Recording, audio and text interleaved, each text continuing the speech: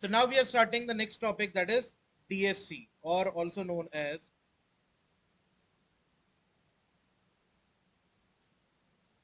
desired state configuration. Okay, desired state configuration. DSC is basically the way to manage your entire infrastructure. Okay, what's your desire for your environment? That can be basically configured with the help of DSC. Okay, now a very simple example. Let's say I have 45 servers to manage. Okay, I want in all 45 server the following things should be available for me. Like, I want firewall should be on. I want Win RM service should be on. Okay, I want another, let's say, bits background intelligent transfer service should be off. I want, let's say, a file called as c colon backslash g2.txt should be present. Now only four settings I need to ensure in all the machines. Let's take one more.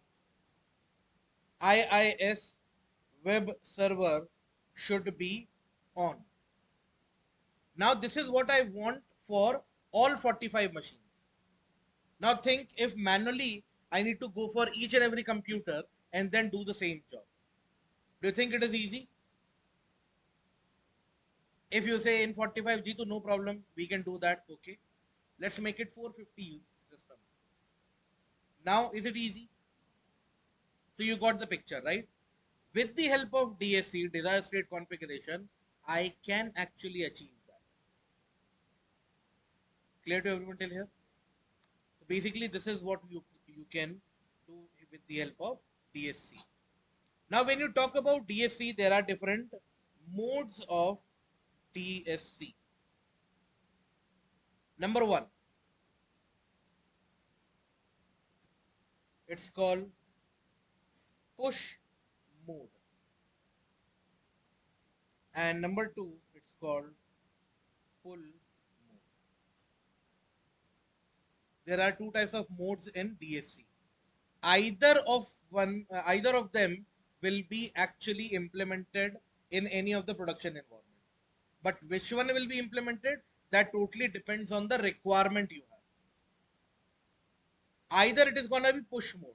So basically in push mode, what happens is server will push updates to client.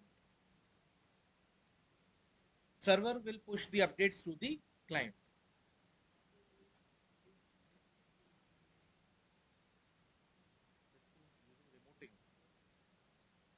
Remoting is something where you have to connect and where you have to then run the task manually one by one. Let's say it's your vacation day and again you have to do the same job. Will you ruin your vacation for that? In DSC, you put this automatically. You create a code, you run it and attach it with your job scheduler, task scheduler. Automatically at a given date, at a given time, it will run my code and it will automatically do it for me. I don't have to sit in front of the machine to do the job. In remoting, you have to sit in front of the system to perform that job. Got it? So push mode, basically in push mode, server pushes the update. Server will push the update to the client. What kind of updates are we looking at? These updates. Okay. Now there is one drawback. First of all, when you talk about advantage, easy to deploy. It's actually very easy and simple to deploy because here you have to only configure DSC server, not the client. Disadvantage is Disadvantage is if client is off or unreachable,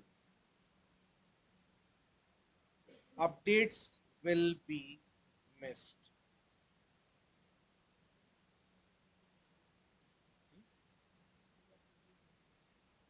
Instead of, oh, thank you. If client is off or unreachable, updates will be missed. Meaning, simple, what you guys do. I keep talking, you keep sleeping. So whatever I'm telling, you simply miss each and everything. This is your push mode. I am pushing data on you guys. Same thing, server is pushing the data on the client side. If client is off, client is unavailable, then in that case, the updates will be missed out. Now it has to wait for next cycle. Got it? Now when you talk about pull mode, client will pull updates from client. Sorry, server. Client will pull the updates from server. Okay. Now when you talk about advantages,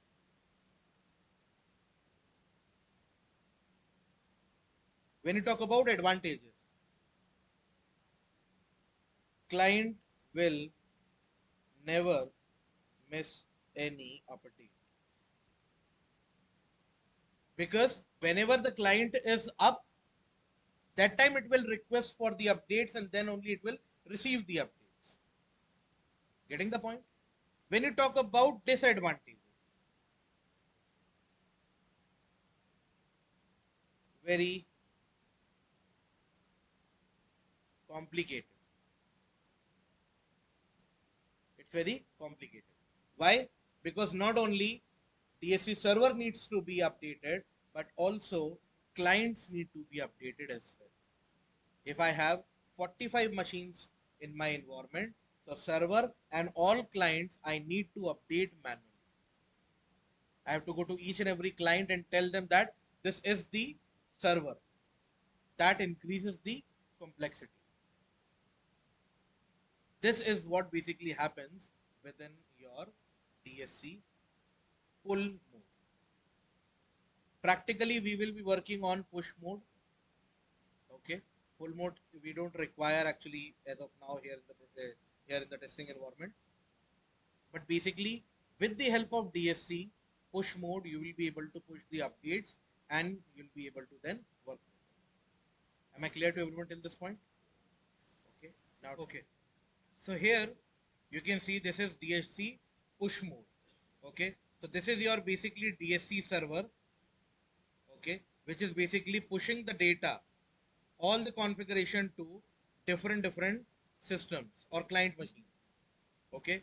You can use basically any configuration over here on the DSC server, and that particular will be basically pushed onto the client. When you talk about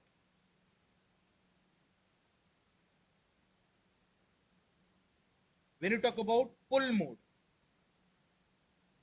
in pull mode, if you notice, basically you have a server, you have this DSC server available over here, and you have your clients available over here. Okay, so basically you can see number one, first client is asking for the updates. If there are updates available, the server will send the data to it. Same way, the client too is doing the same job. It is requesting for it and then only it is receiving the data. So in pull mode, that is the advantage. Even if the client is not available for 1 day, 2 days, 3 days, and so on, whenever it will be back online, at that time it will request for the data, and then only you will be able to publish the data to the client over there. Got it? Yes or no?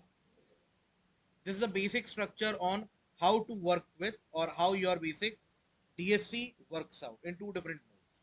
Now let us practically implement the push mode and see how basically it helps us. Okay. Okay. So now let's start with the DSC push mode configuration. Okay, so in this particular we need to write the entire code. Okay, and the code looks something like this: configuration space, let's say my dash services. Now does this look very similar to you, similar to something? Function. So in function, if I write function space and some name, it becomes a function. In DSC, if you write configuration space any name, that becomes DSC configuration. Clear to everyone till here? Now the actual game starts inside this. Okay. Now next thing you have to write over here is keyword called node. Node, N-O-D-E, node. Node is nothing but the end machine. If you want to target only one machine, I can just write member and problem solve. But this will be applied only for member. Out of 45 machines, only for one it will be applicable. But if I replace it with localhost, all 45 machines share one common name, that is localhost. Got it now? So that can be written over here. Again, inside the bracket only. Inside the scope only. Got it now? Now inside this, what I want to do, I need to basically perform some configuration. Now whatever configuration needs to be applied will be written over here. Like I need to manage service. So the tag will be service. Give any name like bits. See, I've written the correct code, but can you see here? It is giving a red underline over here. If you see the code, what it says, resource service requires value of type string. So basically it is looking for two parameters. One it's called name of the service you need to write over here. That name is bits. The name is bits. And next is state. State of that service. Either running or stopped. I want it running, for example. It can be stopped also, not a problem. Running. This is the configuration code of my machine. Got it now? Clear to everyone? State. This is the configuration code. Now, to run this entire, we need to have one thing. We need to import the DSC module. Okay. It's not mandatory, but sometimes if you don't import it, it will throw an error. Okay. So the module name is import hyphen DSC, sorry, import hyphen module. Module name is PS DSC, desired state configuration. Okay. So here basically you're calling a module. Which module? PowerShell module. Now why this module is being called? So that I can configure, I can basically run this DSC configuration on my systems. Clear to everyone till this point? Okay. So now let me remove all the unnecessary spaces which I have created.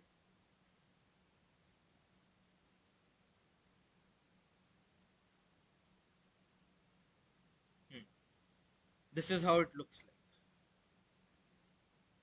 So now basically with this, what is going to happen? You are going to generate the configuration. Okay. After this, I'm not running the code. First, I'll write it down and then I'll run one by one. Next is to generate the MOF file. This is the PowerShell code. Okay. that PowerShell code which I have written over there. Now we need to generate the MOF file. So to generate the MOF file, you need to basically call this configuration name.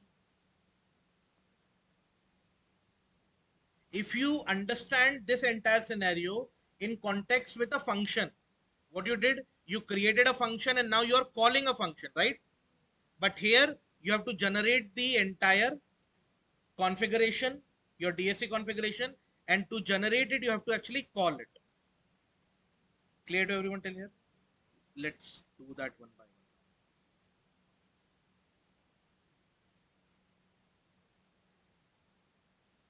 First, import the module. Done. No error, that means it worked. Next is configuration. You have to call it. No error, that means it might have worked out in the backend. Now to generate the MOF file, if I type here ls right now, you can see there is no folder called my services, right? Now I'll call this data. I'll call this configuration. Can you see that? This is a warning. It's not an error. Okay. But if you see inside administrator, it created a folder called my services, which is the name of this particular configuration. And inside this configuration, it created a file called localhost.mof. Got it? Why localhost only? Because it is for the localhost user. If in case it is for member machine, if in case it is for member machine, the same thing needs to be done again, just like this. And it generated something called as mof member.mof over here. Got it now? So in the backend, actually, now I have two mof files. I have to work with only one of them. I'll just show you. C user admin. You can see my services, right? And now I have two more files. Got it now? Let's open member.mof file. I don't want to disturb the other one, so open with. I'll open it with Notepad.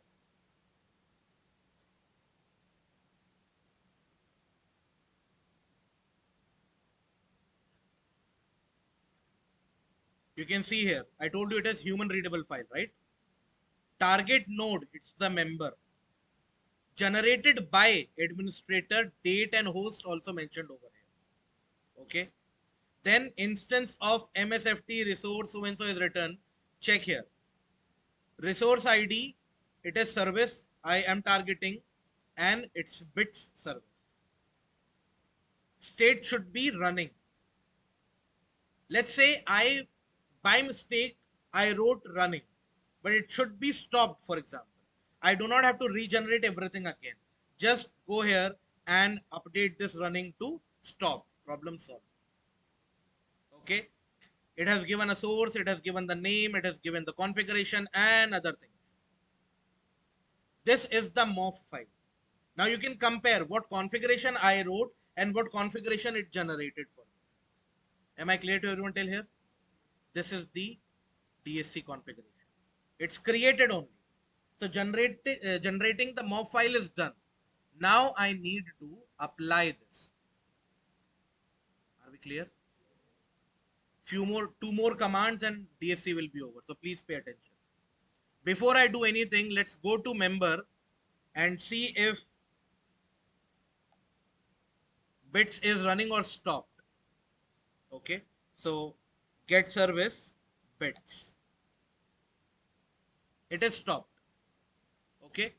Because the configuration is not applied yet. Now I have to apply.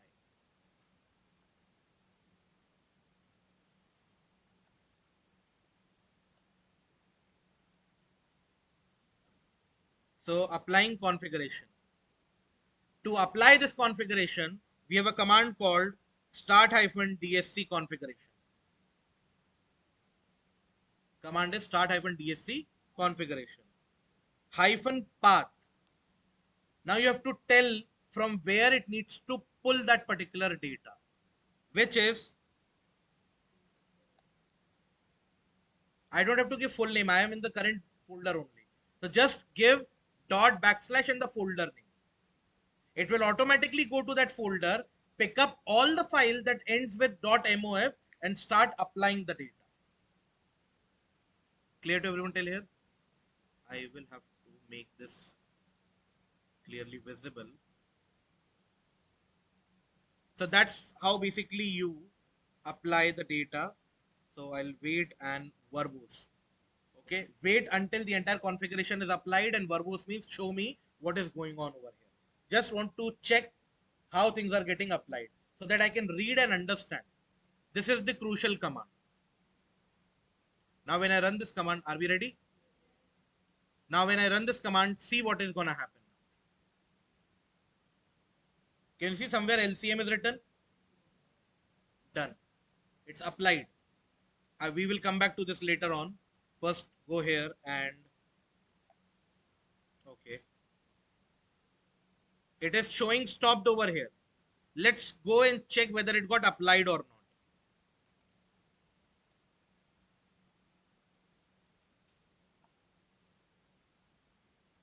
Testing the configuration.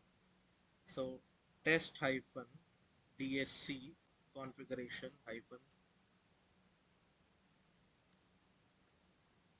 sim session member 1.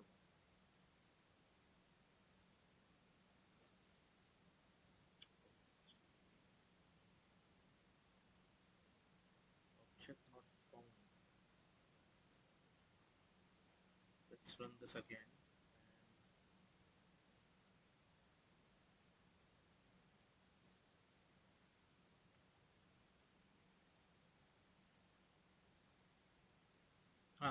Sorry. You can see here it is showing true. It is showing true. Okay. If I go here, see bit service is something which will be started and stopped very immediately. Okay. So let's check here one more time. Okay. Still it is showing the same. It is bits only, na?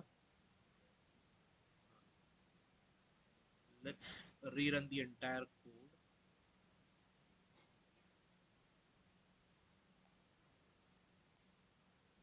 It is stopped. Okay, let's do one thing. Instead of localhost, I'll change the code for member 1.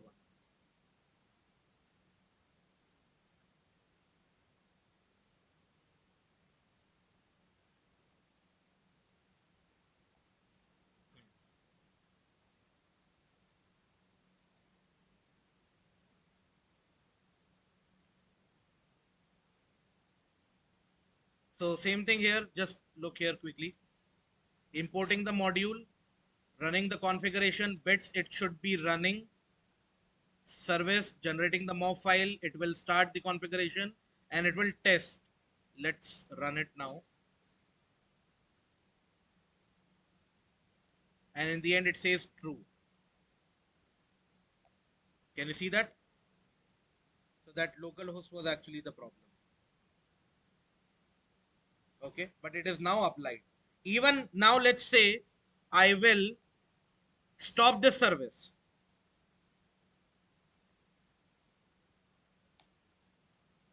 Okay, I need to open PowerShell as administrator.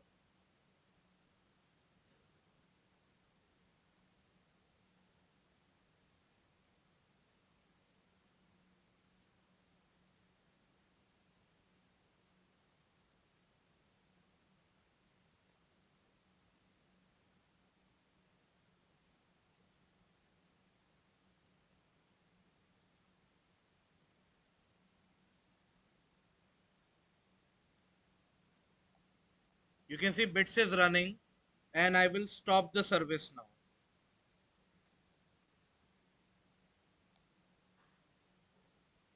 It is stopped.